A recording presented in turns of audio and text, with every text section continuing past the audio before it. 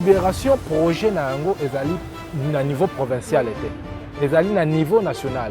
Le ministère national il y a infrastructure en partenariat na OVD nde basala ki marché wana. Pe OVD azwa ki yango apesa ki na Afritech. Afritech nda bandai ba travaux et de près. Ni de loin le gouvernement provincial a été associé. Na échelon mon côté. Na lobby bien marché bandi na niveau il y a ministère il y a ITPR national agriculture comme facteur de développement. Ça, il faut souligner. Okay. Mais agriculture comme facteur du business. Business. Mbalo agriculture, on a sens il y a business. Et ça n'est pas une cabine. Et ça n'est pas un transport. Et dans le solaire, on est pour na balabala, mais ça pour na domicile. Donc le ménage. Le ménage. Abattoir, tout ça, on a bazot bongisa yango parce que courant ils ont ça ligne à l'olifa dès qu'on alimenter abattoir. Oui, c'est qu'il y a abattoir abattoir central et zozong. Bon, ceux qui n'a suivi voiture nanga sikoyo na comme aéroport 5 minutes 6 minutes c'est beaucoup na comme aéroport nous c'est la visibilité qui compte. Le projet est tourné autour de 10 milliards d'euros. 10 milliards d'euros pour notre 3 domaines. Construction et aéroport moderne, construction de centrale solaire, 5 sites, plus agriculture. Voilà, messieurs et dames, dimanche 16 février 2025, bienvenue à suivre notre émission. To Zwami Lisusu Awa, na ville Mbandaka, pe na province ya Équateur, bozolanda biso partout dans le monde. Lelo to Zwami na fréquence mususu o tozo sinele bino et à la FM. Et à la FM o Zwami na ezali na YouTube, bokolanda biso vraiment kuna. Alors lelo to kobeta masolo ya émission na biso o ebengami na kombo ya Tolobela.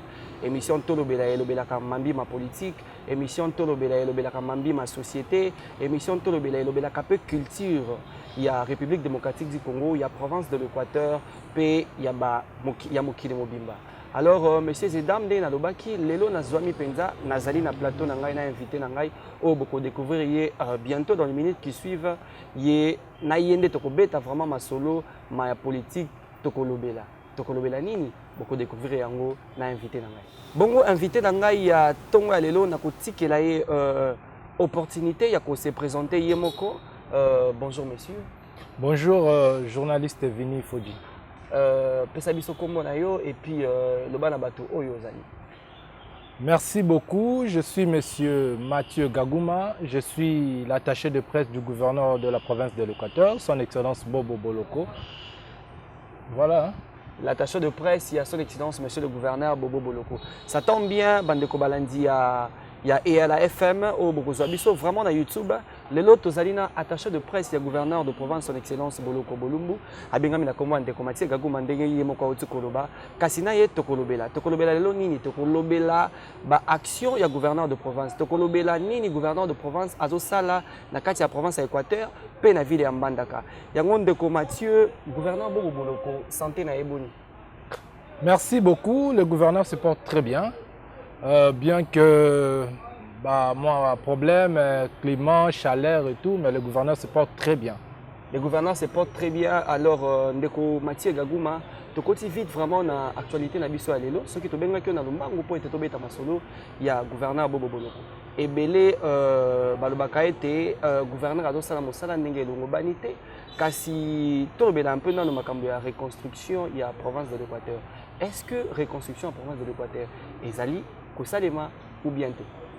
Voilà pourquoi dans CP Lagimingi, tant que il y a une émission à Tolobela, il faut souligner que dans la première invité à l'émission Oyo, ils allaient honneur Oyo Pesibiso.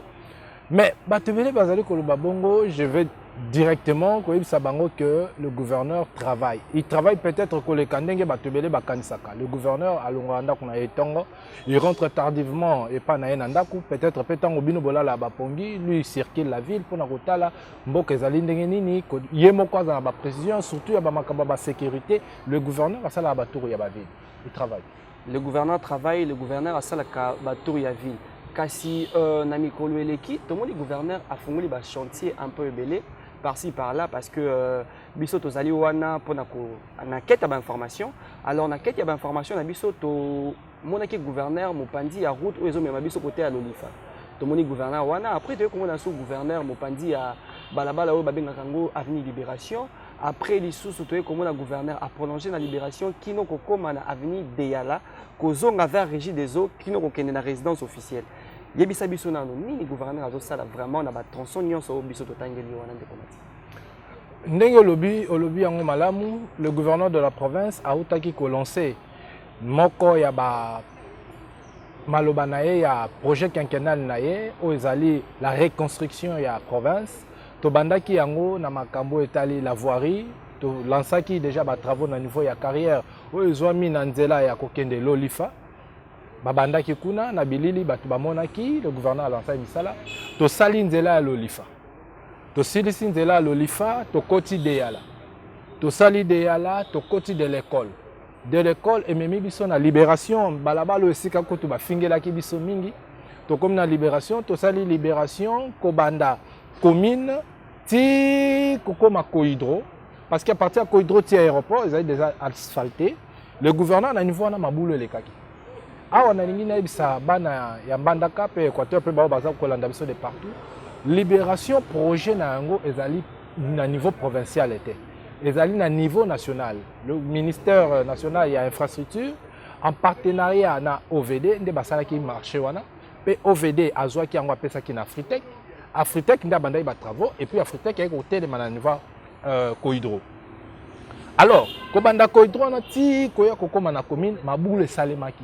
Vu le temps que ba tchaki col le longo mi tout que zo tambola. Alors le gouverneur a tel la population n'a ko continuer ko souffrir été. C'est comme ça qu'avec de maigres moyens pour la province des Ozoa, à l'obi to sala misala na bongisana nzela. Place on bato banda ko bukana bato banda ko zoka ba témoignage bato ezali. Mais tokei les lorsque commis place wana to sali yango.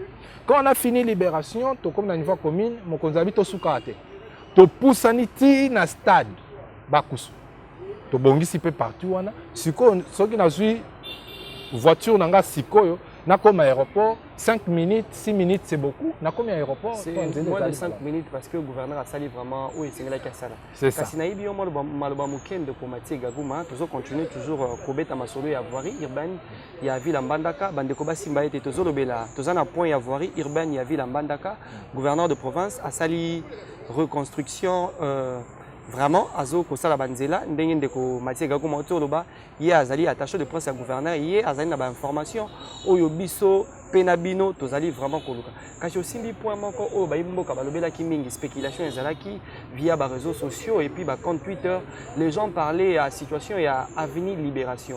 Avenue Libération wana et Tchema Kelele mingi ndeko Mathieu na opinion surtout na province de l'Équateur bat baloba qui était soki Libération mais ça les télémaki et ali faute ya gouverneur de province yende a liambongo yende a détourner misolo natanga ki ndeko moko na ba réseaux sociaux pour na kotanga comme on a été pour éviter la publicité ndeko wana aloba qui était après beaucoup de temps gouverneur Bobo Boloko après beaucoup de pression na bango gouverneur Bobo Boloko asandi mbongo yo a melaka ya route ya Libération et puis abandi ko sala misala en tout cas ndeko Mati Gaguma ko kolobela biso nini na point au moniteur ozali koloba nazali koseka parce que totangaki neti batu nyonso tout non mais alobaki azana ba preuve yango nazali koloba moi je suis ici je suis l'état nazali koloba o ezali ya solo biso tozana ba spéculation te balabala libération ba élément nango ezali bato akokende na niveau national na ministère ITPR ko se renseigner même na niveau ya OVD à niveau provincial contrat wana marché wana ezali ya ministère ya ITPR na niveau national. OK. Yé azwaki marché wana apesaki yango na OVD. OK, office de voirie et de drainage. Ouais. Yé pe OVD na tourna ye a lukaki partenaire moko a exécuté yango nde apesaki Afritec. OK. Na ba travaux wana ni de près ni de loin le gouvernement provincial a été associé. Na échelon mon côté. Na lobby bien marché bandi na niveau ya ministère ya ITPR na national et qui na OVD apesi Afritec. Soki biso tozali ko sala place wana ezali te pression ya bato. Ezali nde bolingo oyo le gouverneur de la province azali na yango pour la population na ye.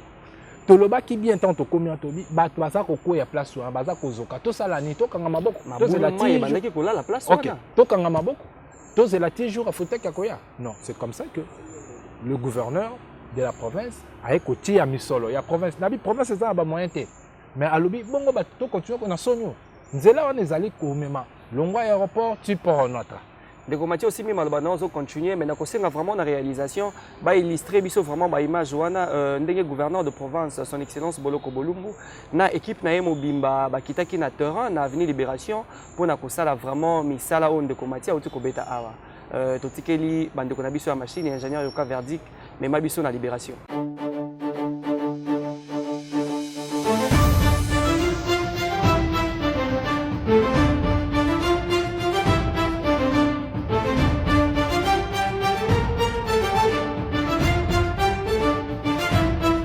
Awa tozali na balabala Mobutu babengi yango lelo Libération. Yango ezali monument ya kokoma na ville nde a partir ya uti na Kinshasa okiti na aéroport nde okomi na ville ezali monument. Po awa na Libération ekomaki mabulu okoleka boyo za kokweya ngonga nyonso ma eza kotelema mabe na Libération place bakonzi baza koleka mabe pe lelo papa abongisi place oyo Nzambe ajongisela ye mikolo ebele. Na félicité mokonzi ya mboka ayoki maleli ya bana mboka ayoki souci ya mboka na ye ayoki souci ya province na ye yango ekakiti lelo alemba te vraiment to sepeli o eza prince ya monene ya aéroport bakonji balekaka kaka na balabala oyo ye makambo ya malamu yango deja balabala ebandi kobonga atika pete akoba kaka tala atiki misala na ye ba occupation na ye ye moko akiti na terrain po tanga zotinda bino ngwa nsubo ye bosuki mais tala ye moko azomona boye to sepeli makasi.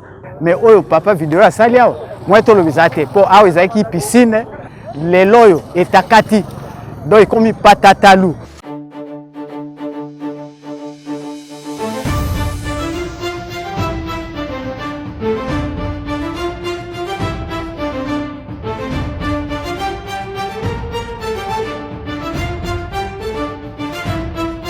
Toza na kati ya quartier Basoko ne na avenue Deyala namoni esengo munene o mokonzi etuka sali boye po esiko ezalaki mabe ya somo mabe awa nyonso tu so mbula ekobeta omoi ndenge kosala avenue ezalaki awa soki mbula enoki mapapa eza ya kobeba biloko nyonso awa tu muye biso nyonso koto tozozinda papa na biso Bobo Boloko aye kosepelisa biso aye kobongisela biso mboka na biso en tout cas félicitations ya papa na biso Bobo Boloko. Je remercie mokonzi na nyonso to asali po na avenue na biso nde nakumisi eke Nzambe apambolaka nasepeli makasi po na ngai nayebisi te Nzambe abatela ye mpe akokisela ye mpe mikolo abakisela ye mikolo mbala papa mbola ye abongiseli biso abongisela biso mpe mpo oyo na samai tozo esengo makasi puisque tokozinde su te mapapa biso mpe kobeba lisu te.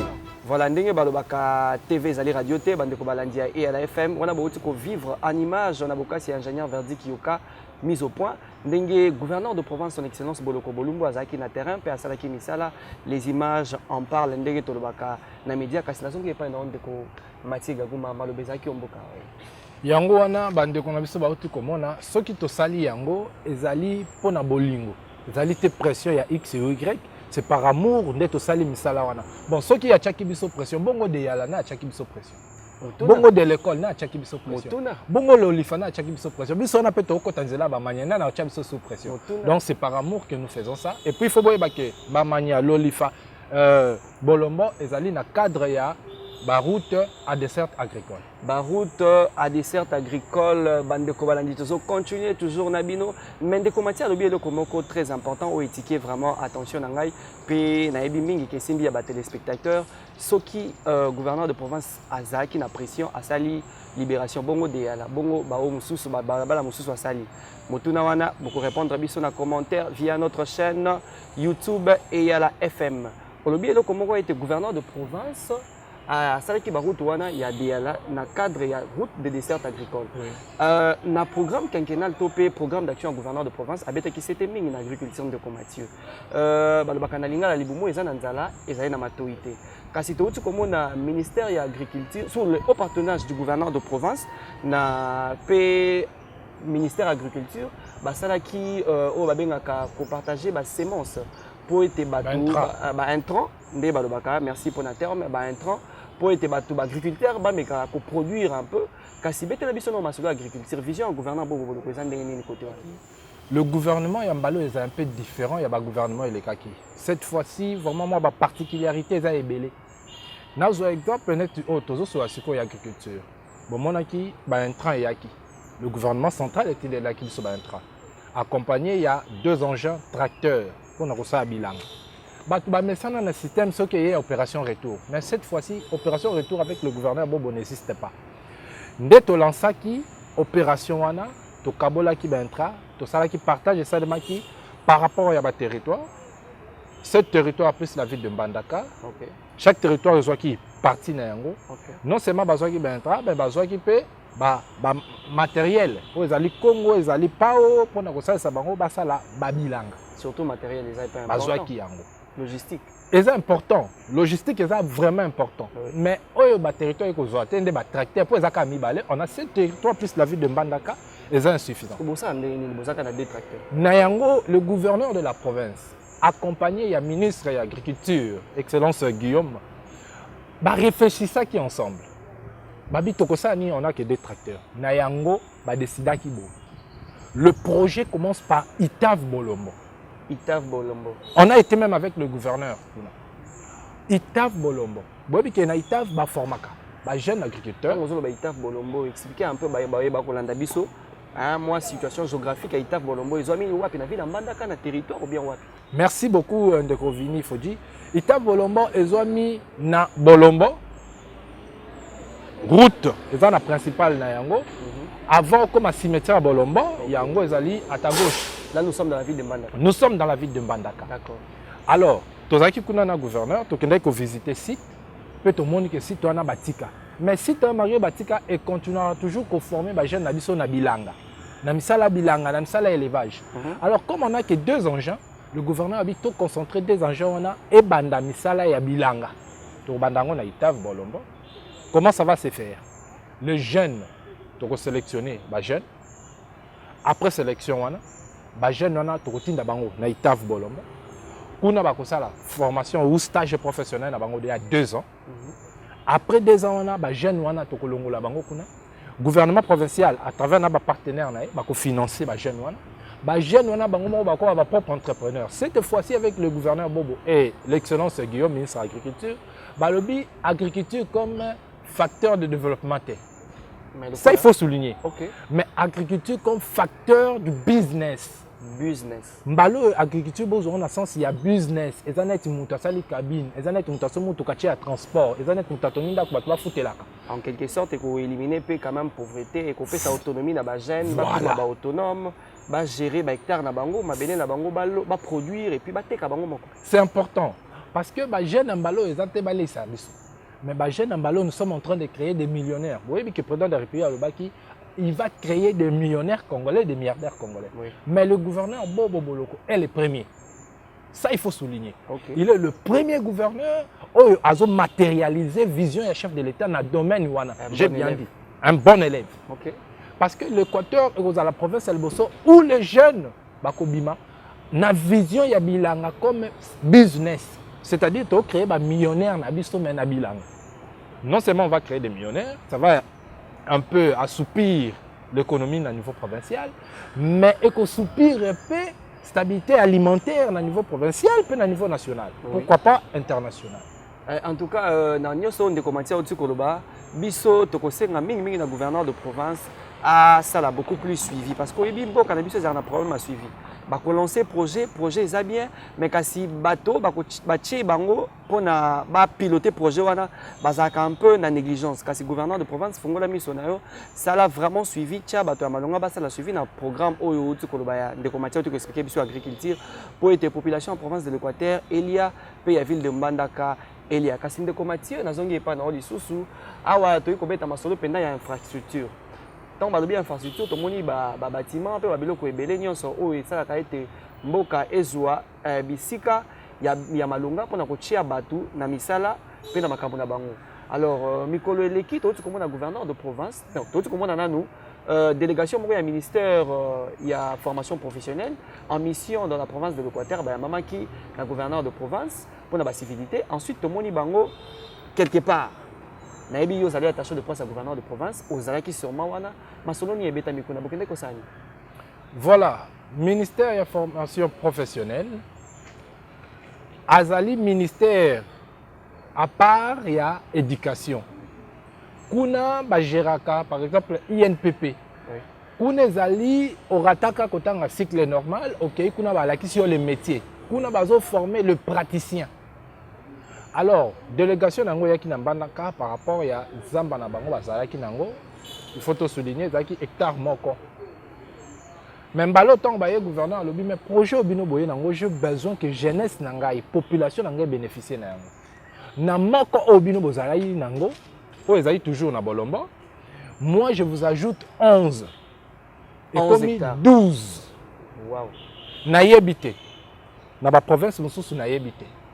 Mais ici à l'Équateur, formation professionnelle, na ville ya Mbandaka, baza na 12 hectares où le gouvernement provincial est mettre à disposition na bango. C'est à féliciter, 12 hectares. C'est à féliciter. Mais ça, c'est quoi 12 hectares na bazu pour nani? Tozo kabatonso babio akabeli bango ne ba teka ba mapango.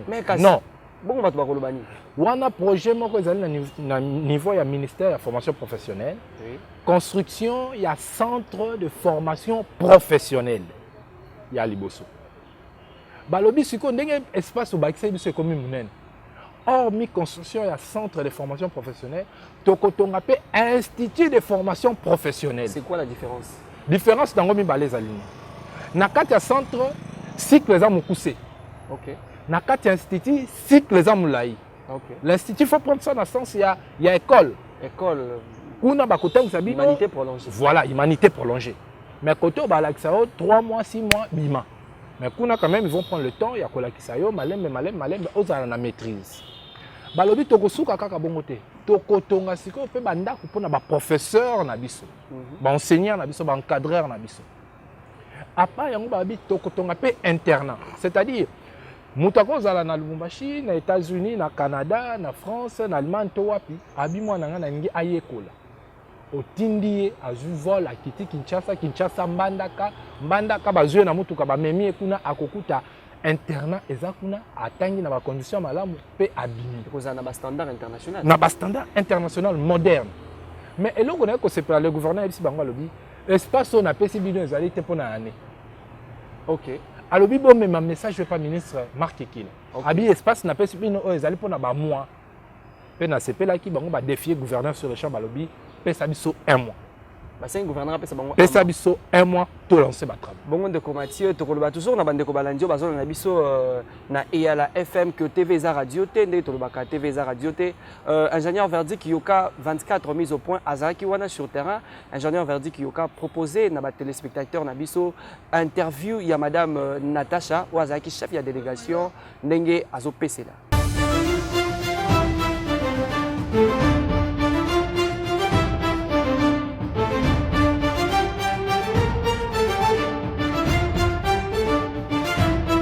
Nous sommes venus ici avec le gouverneur et tout le service du cadastre pour nous rendre compte de l'effectivité du terrain. Le terrain existe bel et bien. Et alors, je profite même de l'occasion, au nom de mon ministre Marc Ekila, pour remercier le gouverneur qui, du temps de Madame Kipoulou, avait donné 1 hectare. Et aujourd'hui, au moment où nous parlons, nous sommes à 12 hectares. 12 hectares ont été accordés au ministère de la formation professionnelle pour la construction de centres de formation professionnelle. En tout cas, acclamons pour le gouverneur. 12 hectares. En fait, au départ, avec 1 hectare, c'était juste question de construire un centre de formation professionnelle moderne. Maintenant, avec les 12 hectares que nous avons, nous allons construire un institut. Au-delà d'un centre de formation professionnelle, nous allons construire un institut de formation professionnelle aussi, où nous aurons beaucoup de filières et nous allons même loger les formateurs, parce qu'il y a des filières où nous ne trouvons pas les formateurs sur place ici. Il faut que les formateurs viennent de l'extérieur et nous serons même à mesure de construire des internats ici pour loger et les apprenants et les formateurs. Avec 12 hectares, c'est largement suffisant pour nous pour que les centres fonctionnent très bien. En tout cas, je profite encore une fois de l'occasion pour interpeller tous les jeunes de l'Équateur et précisément de Mbandaka. Parce que nous pensons toujours que la formation professionnelle était réservée aux démunis, aux Koulouna, aux rebuts de la société. La formation professionnelle, c'est un outil efficace de développement. Sans la formation professionnelle, nous ne saurons pas booster l'économie de notre pays. Et aujourd'hui, nous sommes là avec les gouverneurs. Nous sommes fatigués de parler, de parler. Aujourd'hui, nous vous rassurons que incessamment, vous allez voir l'équipe qui va descendre pour la construction parce que Toboyi ba audio, Tokomi na vidéo. Matondo Mingi na oya biso ingénieur Yoka Verdict mise au point.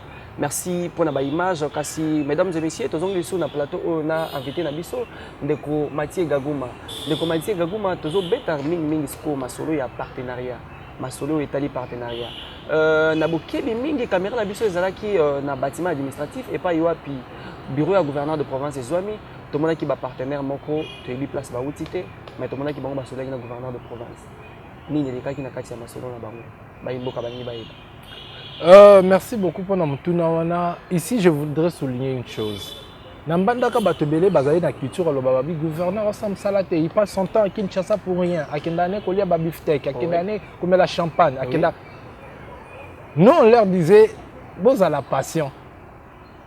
Parce que le gouverneur, le gouverneur a banné que Kinshasa pour Nanine, a banné que le partenaire pour la province.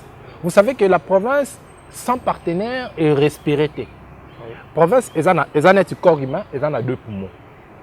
Il y a des recettes, ils ont un investissement de partenaire. Ce que vous avez alors le gouverneur a banné un partenaire. Le partenaire en a baillé. C'est une firme américaine, Obayaki. Bango baillé na Équateur pour investir. Bako investir na énergie, bako investir na agriculture. OK. Na énergie. Baillé bazotonga ba centrale solaire. Masolo na gouverneur de province a bétango en assemblée. Bah le bac est à Kandoto. Tant que le bac en assemblée, beaucoup n'ont pas cru. Mais c'est comme ça les bandits. Il faut toujours enregistrer que nous sommes tous aux salles les années dans Kadia, Quinquennaya, Mokonzi. Oui, toujours le bac na ensemble. Plan quinquennal la tata. Voilà, bango baye pour na deux secteurs wana, agriculture na énergie. Na énergie ba otonga ba centrale solaire. La centrale solaire, on est pour la balabalaté, mais elle est pour le domicile. Donc le ménage. Le ménage. Et puis, parce que y a 5 sites dans la ville de Mbandaka. Bazana Ionda, Bazalina Bamanya, Bazalina Nangamboyo, Bazalina Koleka Kan Bokala, et puis, Nandenge ya Kokende Lolifa, on a 2 sites, ce qui fait 5. Oh, ce que vous allez dans les Kakambokala, yango ezali uniquement pour les industries. Uniquement pour les industries. Uniquement pour les industries. Donc, l'industrie est kokota. C'est-à-dire l'industrie est zoya. Bakosala na courant wana. Si tu vois ezali uniquement pour l'industrie, 4 musu sunde ezali pour na ménage. C'est-à-dire, si vous avez investi dans bana ko banga sauté, côté wana courant koya. Mais pas ça côté na balodi, mbongo combien bakoya na. Voilà, c'est ça le problème parce que le projet belé ça les manque mais tu vas répéter projet en ça les tout ça. Bala o biso tozali visible. Chez nous, c'est la visibilité qui compte. Le projet est tourné autour de 10 milliards d'euros. 10 milliards d'euros. Pour nos 3 domaines. Construction et aéroport moderne. Construction de centrale solaire, 5 sites, plus agriculture.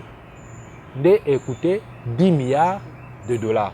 Il y a un monde qui a l'industrie qui travaille sur 4 zones. Zone moko eza pour na baya. Industrie eza koya. Batu baya batonga ba pâtisserie, ba kosa société brassicole, ba makambo ekoya même abattoir. Ah, il faut te souligner que abattoir oh to za nango awa. Bazot bongisa yango parce que courant ils appellent ça ligne à l'olifa ne quoi alimenter abattoir. Oui c'est qu'il abattoir abattoir central et zozong. Bonne nouvelle pour abattoir Mbandaka. C'est que dans Mbandaka il faut toloba le gouverneur Bobo Boloko, c'est un bon manager. Père avec ça la preuve naie. Ce que j'aime chez lui, il parle pas trop mais ba action na yende ezoloba na bisika naie. Ezali les sapoter, ba partenaire bayaki, nous avons visité le site na bango.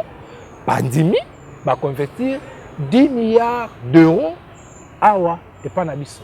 10 milliards d'euros, bande ko balandi ndenge tozo continuer toujours na bino na émission na biso Tolobela kasi Tolobela lelo tozo lobela mingi oyo azali le numéro 1 de la province, le patron de la province de l'Équateur, son excellence Boloko Bolumbu Bobo ndeko Matia uti koloba makambo etali partenariat et puis ingénieur Verdi Kiyoka a illustré bino na image bomoni ndenge gouverneur de province atambolaki na ba partenaire ebele et puis na ba partenaire na ye o bayaki pona makambo investissement.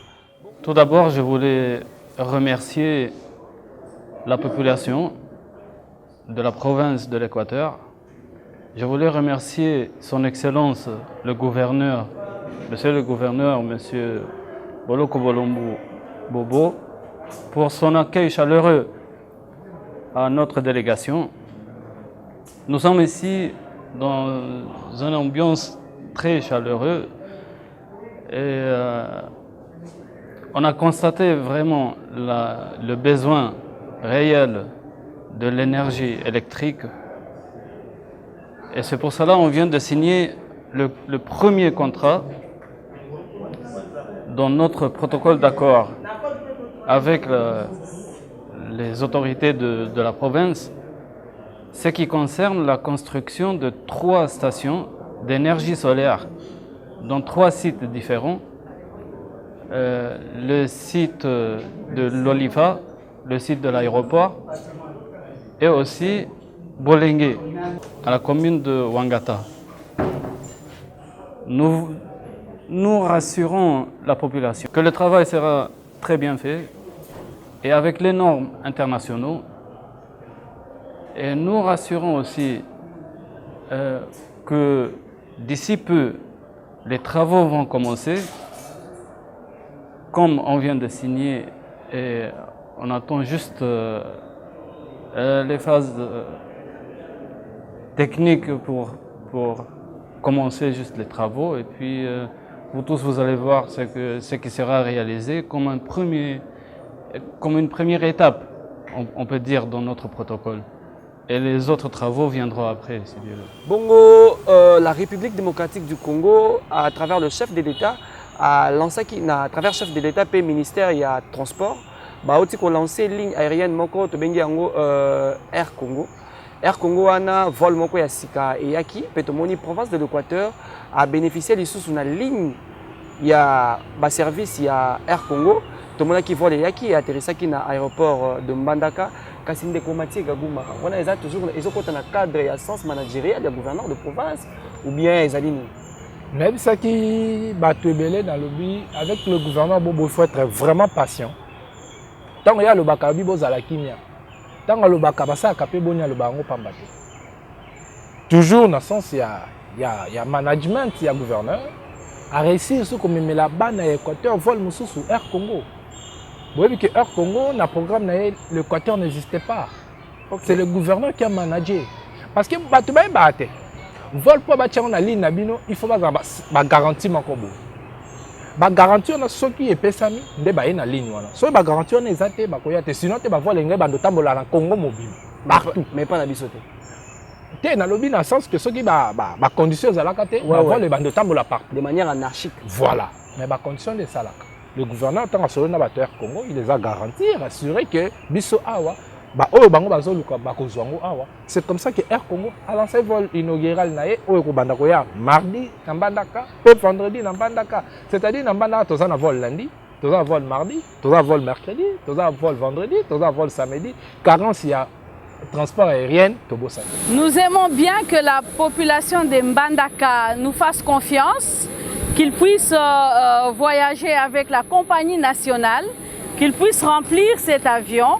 Et nous adressons un message de bonheur. C'est ça que nous sommes venus vous montrer l'avion. Nous sommes venus pratiquement à vide, mais nous demandons qu'au retour, nous puissions embarquer les passagers qui veulent aller à Gemena ou bien à Kinshasa. Nous allons opérer sur Mbandaka 2 fois par semaine, le vendredi et le mardi. Le vendredi, nous allons commencer par Mbandaka et le mardi, nous allons commencer par Gemena. C'est un trajet de liaison pour le remplissage. carence et un transport aérien de Bossani, c'est un ouf de soulagement, comme on dit en français, messieurs et dames, gouverneur de province, a réussi pour côté Saline Moussou sur avion. Donc, ma solo avion en Mbandaka, dans la province de l'Équateur, au PMI. Bana Mbandaka ba PMI parce que bazali na ba vol ébélé, ba vol est commis tellement ébélé que Mbandaka est commis pendant ko fungama ko beta Kinshasa Mbandaka dans une semaine. Donc là na Kinshasa lelo lobi na tongo la muko se retrouver sur Mbandaka ko ndisama na maloba ya ndeko Mathieu Gaguma bongo bandeko balandi ya et à la FM, tout ça qui toujours nan de Mathieu Gaguma na plateau où il y a Betty Masolo, il y a gouverneur de province, son excellence Boloko Bolumbu, a expliqué le sens managérial, a expliqué bah projet de grande envergure au gouverneur de province a réalisé toujours na Katia province de l'Équateur et puis Bisso tozali ba journaliste Bisso tolandaka toujours na bokebi actualité il y a son excellence monsieur le gouverneur de province pe ba actualité mususu kasi tokozonga na numéro ya sika mususu pona ko expliquer bino pe pona ko lande ko Mathieu Gaguma azali attaché de presse à gouverneur balobaka TV za radio te maine ko Mathieu Gaguma lobi lelo na télévision etikali Bisso tokobanda toujours ko landa yango tokobanda ko landa est-ce que gouverneur de province makambo lobaki a sali est-ce que ba travaux et continuer ndenge nini makambo zoleka nde ngenini nde bongo topesi merci na oya songa ki biso vraiment na caméra abengami na kombo ya ingénieur Yoka Verdict mise au point yende azalaka réalisateur monene ya émission oyo o babengi yango tolobela ndengo bandeko balandi tokutani na numéro oyo azali koya bon dimanche à vous.